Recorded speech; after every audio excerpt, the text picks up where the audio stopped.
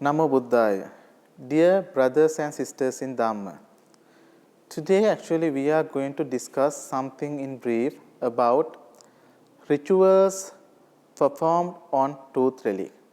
We know that tooth relic, which is recognized as the left canine tooth of the Buddha, is undoubtedly the most valuable relic available for the worldwide Buddhist.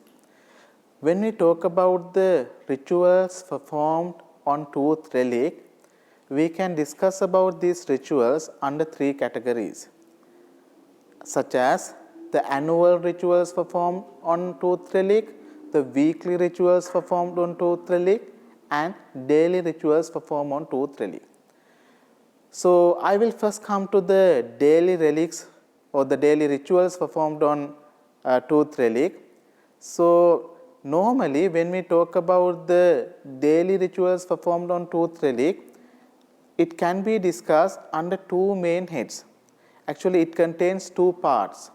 The first one is called the Tevava, which means the sacred duty performed to the tooth relic. The second part is victual offerings or the offering of foods, drinks and things. The Tevava means actually the sacred duties. The history of this particular practice runs to the lifetime of the Buddha. In order to the Pali canon, it says that Venerable Ananda, who was the attendant of the Buddha, performed 16 kinds of services to the Buddha. We call it Solasa Puja. As we all know the fact that relics are not mere bones for Buddhists. Relic is the living Buddha himself. So that is how we consider. Normally, in the early morning, actually, we offer basket of flower in front of the Buddha. Then, with utmost devotion, it starts actually with washing face. Normally, we take water vessels and pour those water, signifying or pantomiming that how Buddha wash his face, like that. When the Tevava is performing, only the monks who are appointed for the particular service are allowed to stay inside the chamber. Others are not allowed to come.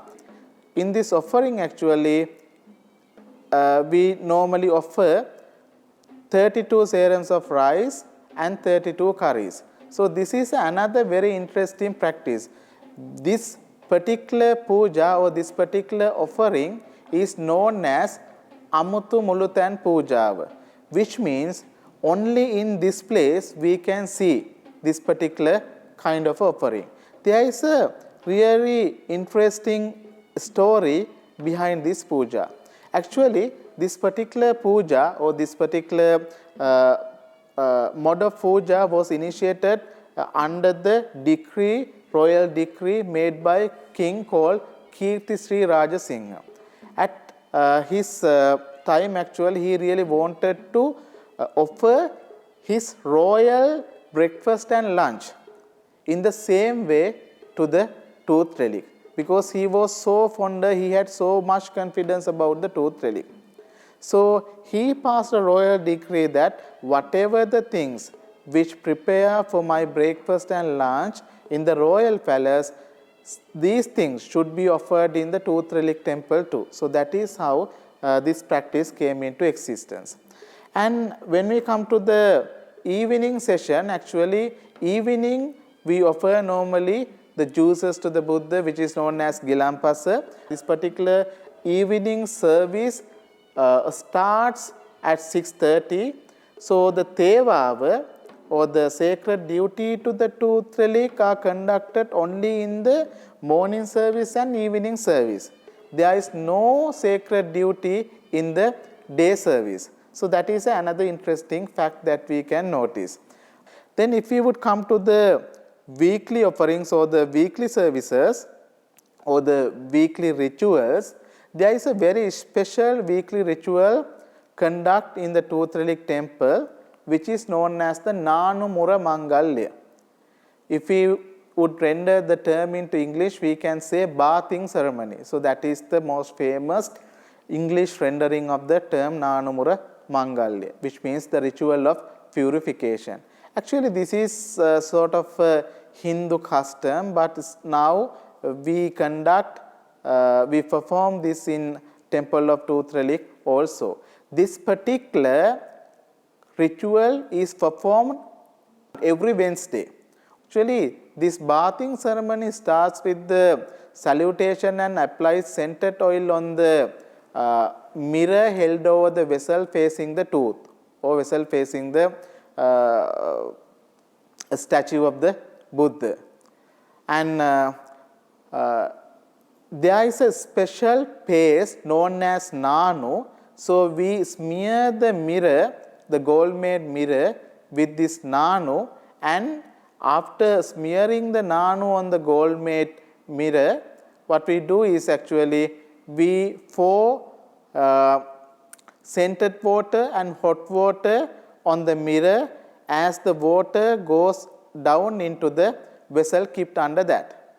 So this actually indicates the bathing of the Buddha. And all the things, all the vessels which are used on Wednesday are gold-made vessels. But rest of the days, they use only silver-made vessels for the offerings. Okay. Then if you come to the annual rituals, actually there are 4 main annual rituals. The first one is the new rice offering ceremony, which is performed in the month of January. Normally, there is a tradition in Sri Lanka, after having the first part of harvest, they offer it to the tooth relic.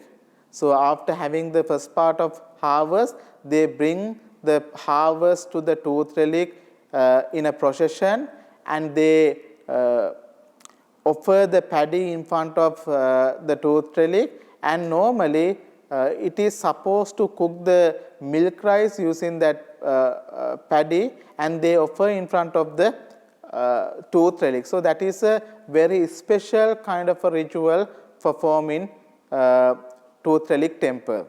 And the second one is actually the second annual ritual that normally we have is New Year celebration ceremony.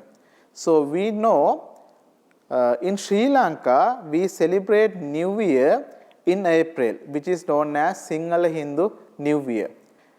There is a very special ritual called Kirithiravime Mangalya. So they put a small pot on a hearth, and they put coconut made milk into that. They boil it. When the milk overflow, it signifies the prosperity. When the milk overflow, we think that it is a symbol of prosperity. And there is another special ritual related to the New Year celebration. We call it the Kantasnana, which means in Nanumura Mangala it is a complete bath, but this is a half bath. Half bath in the sense that we bath or we purify the Buddha, below his neck, from shoulders to feet. Okay, so this is known as a Kantasnana. So the same equipments are used for this purpose also. It performs only once a year. And there is another very important ritual, annual ritual related to the Temple of Truth Relic, which is known as the Asala Perahara in Kandy, which is very famous around the world. Actually, there are so many stories behind this particular Perahara ritual. It says that actually earlier there was no Perahara, especially at the beginning of the Kandian period, there were no Perahara connected to the Dalada Maligava or the Temple of Tooth Relic. Earlier in the beginning of at the initiation of the Kandian period, this particular ritual was done based on the 4 guardian gods in Sri Lanka. But later on, following the instruction given by the Sangaraja Thera to the king, he added the tooth relic procession of tooth relic also into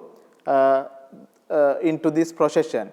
And in SLA procession, you might have seen a golden casket is carried on a back of an elephant. So that particular casket is known as the procession casket. Some believe that that is the casket in which the tooth relic of the Buddha is deposited. No, that is wrong. That is a separate casket. That casket that we normally take on back of a elephant is known as the Perahara casket or the procession casket. It also contains the relic of the Buddha but not the tooth relic. And the last annual ritual that we can see regarding the temple of tooth relic is called Kartika procession or the Kartika Mangalya. Normally, what happens in Kartika Mangalya is they distribute the oil to light lamps in Dalada Maligava and main temples connected to the Dalada Maligava. This particular rituals actually take place in the premises of Natha Devala, which is also at the very vicinity of Dalada Maligava or the temple of tooth relic. So these are the annual rituals that we can see related to the temple of tooth relic.